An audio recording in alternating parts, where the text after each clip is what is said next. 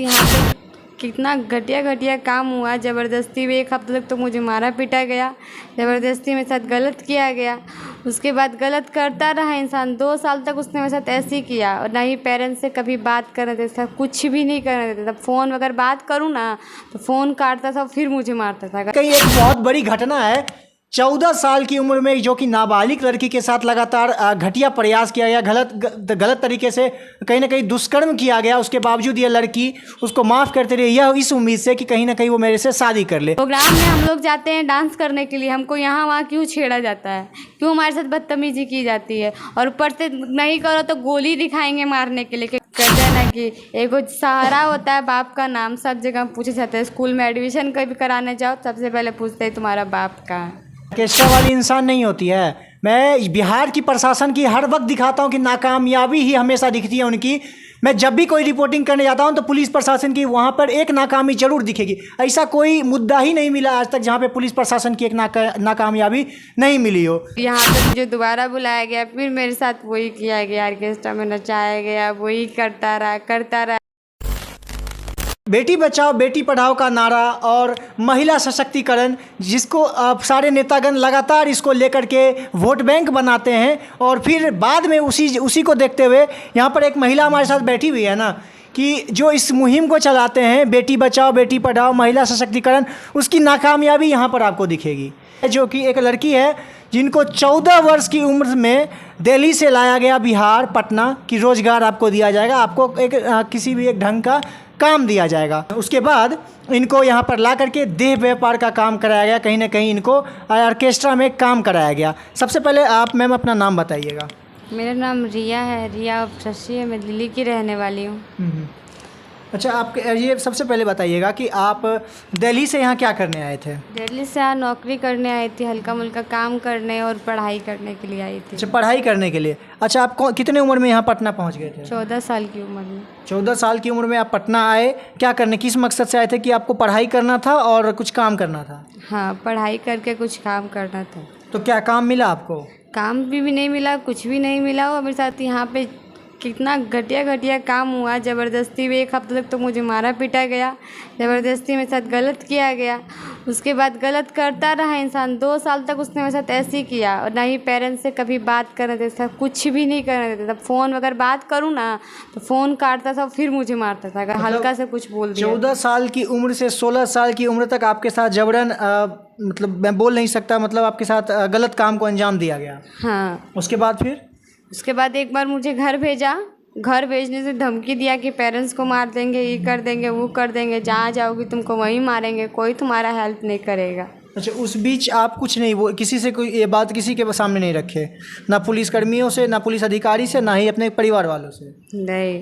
फिर यहाँ पे मुझे दोबारा बुलाया गया, फिर मेरे साथ वही किया गया, ऑर्केस्ट्रा में नचाया गया, वही करता रहा इंसान, शोषण करता रहा। उसके दो बच्चा मेरा इसने अबॉर्शन भी करवा दिया। 2 बच्चा को अबॉर्शन भी कराया? मतलब इतना, मतलब देख सकते हैं इस तरह से खुद को गिरा लिया गया ना, कि कोई भी इंसान अब किसी इंसान पे भरोसा कैसे करे। मतलब कोई लाएगा उनको कि आपको चलो गरीबी है तो हम तुमको रोज़गार देते हैं, और रोज़गार के नाम पर ला करके देह व्यापार किया जाता है। कहीं ना कहीं इनको ऑर्केस्ट्रा में नचाया गया और फिर इनके साथ मतलब घटिया से घटिया काम किया गया। उसके बाद 2 अबॉर्शन भी इनका कराया गया। उसके बाद फिर क्या हुआ? तीसरा बच्चा था, 2 महीने के लेके थाना में गई, अगमकुआं थाना में। अच्छा, तीसरा बच्चा आपकी मतलब आपकी हो गई? हाँ, बच्चा दोबारा से पेट में हुआ तो अगमकुआं थाना में कूदने गई ऊपर से। तो ऊपर से सर क्यों कूदने गई थी उस टाइम आप? कोई ऑप्शन ही नहीं था, वो शादी ही नहीं कर रहा था और मेरे साथ गलत कर रहा था। गलत तो उसने महापाप पहले आप किया। उनको मतलब माफ़ इसलिए भी कर देते थे क्योंकि आपको उम्मीद थी कि वो आपसे शादी करेंगे? हाँ। अच्छा, इसको लेकर के आप उनको थोड़ा बहुत माफ़ करते गए।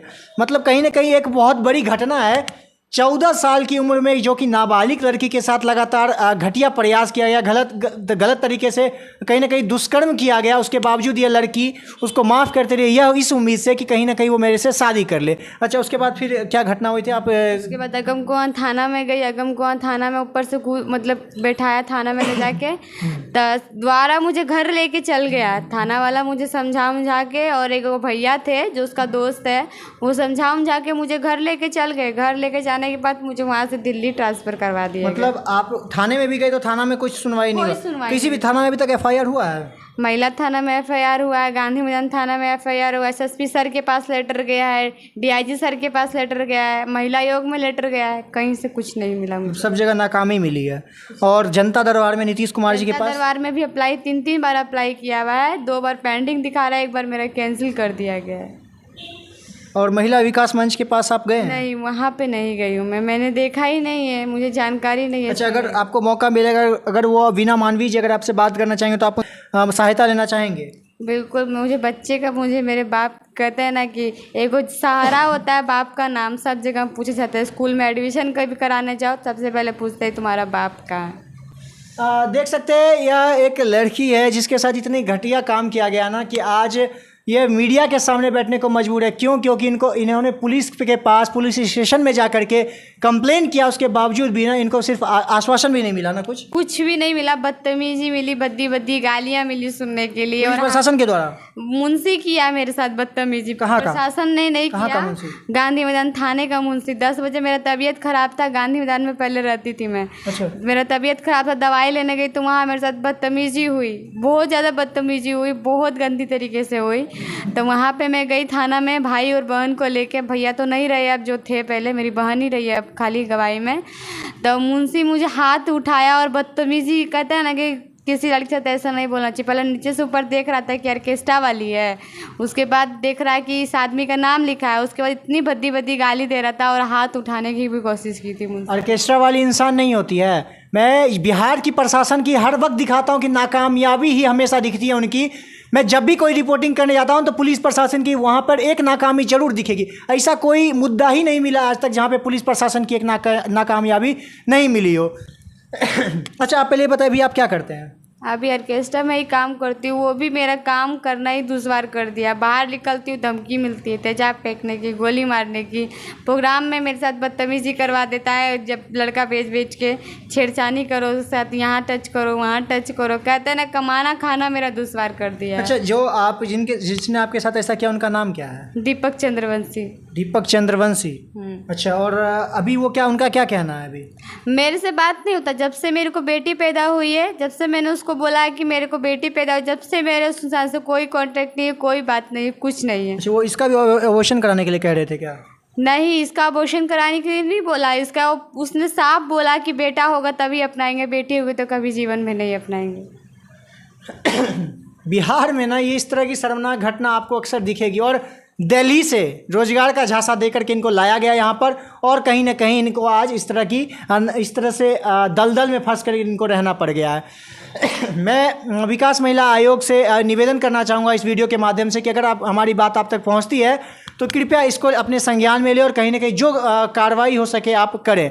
आखिरी में आप कुछ बताना चाहेंगे कि ऑर्केस्ट्रा में आप लोगों के साथ क्या होता है? मतलब बाकी और भी कुछ लोग होंगे आपके तरह जो इस दलदल में फंसे होंगे, उन लोगों को कैसे निकलना चाहिए और क्या करना चाहिए? देखिए, ऑर्केस्ट्रा लाइन कोई नाचना कोई गलत नहीं है, पर जो पब्लिक है, बिहार की पब्लिक घटिया पब्लिक है, ठीक है।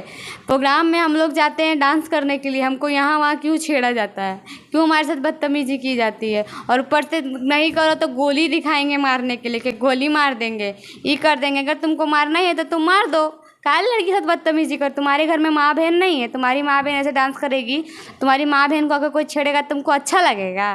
जैसा ऑर्केस्ट्रा में आपको बंदूक दिखाया जाता है, रखा जाता है, छेड़छानी की जाती है, गंदी टच किया जाता है ऑर्केस्ट्रा में, ये होता है ऑर्केस्ट्रा में। अच्छा, तो आपने पुलिस प्रशासन का भरोसा छोड़ करके मीडिया का सहारा लिया है? हाँ, इसी कारण से, क्योंकि वो लोग कोई मदद नहीं कर रहे, कोई सुनवाई नहीं। गांधी मैदान थाना तो कहता है ना जितना भी लोग है वहाँ पे सब मिला हुआ है। देख सकते हैं अभी हमारे साथ एक ऑर्केस्ट्रा में काम करने वाली एक लड़की है जो कि ऑर्केस्ट्रा में काम तो कर रही है, लेकिन वो कहीं ना कहीं मजबूरी में कर रही है, क्योंकि इनको एक 14 वर्ष की उम्र में ही रोजगार का झांसा देकर के यहाँ पर लाया गया और इस दलदल में छोड़ दिया गया। आप देख रहे हैं पब्लिक प्रोल पॉइंट, और इस तरह की और भी खबरों को देखने के लिए हमारे चैनल को सब्सक्राइब करें और शेयर करना ना भूलें। तब तक के लिए जय हिंद। और आप लोगों से एक निवेदन रहेगा कि इस वीडियो को इतना शेयर करें ताकि कल को कोई भी इस तरह की घटना को अंजाम देने से पहले 5 बार सोचे कि आगे हमारा क्या होगा। तब तक के लिए जय हिंद।